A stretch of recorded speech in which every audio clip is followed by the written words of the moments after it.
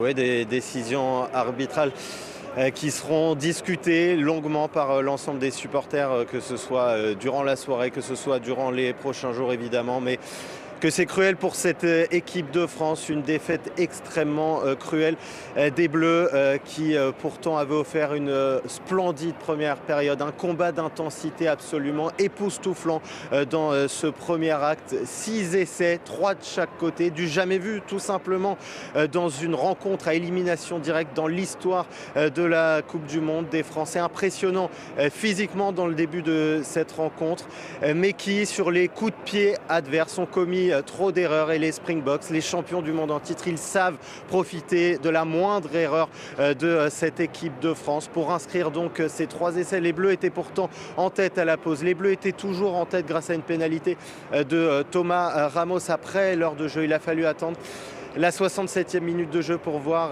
Etzebeth donner l'avantage aux Sud-Africains. On pensait que les Bleus pourtant tenaient bon malgré ces avancées sud-africaines. Le banc sud-africain qui a clairement fait la différence dans cette rencontre. 6 changements côté sud-africain.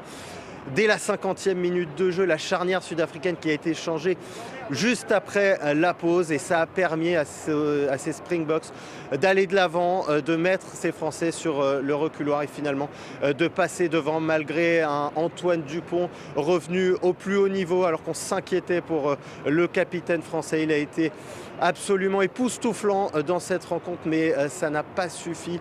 Il y aura des regrets, il y aura cette transformation contrée en première période de Thomas Ramos, 2 points laissés en route et à la fin la France qui s'incline d'un petit point finalement. C'est un coup de massue dans les travées de ce Stade de France pour les 80 000 spectateurs français qui ont donné de la voix. L'Afrique du Sud qui poursuit sa route donc et qui affrontera l'Angleterre samedi prochain. Les Bleus qui sont pour la 3e fois consécutive éliminés en quart de finale d'une Coupe du Monde.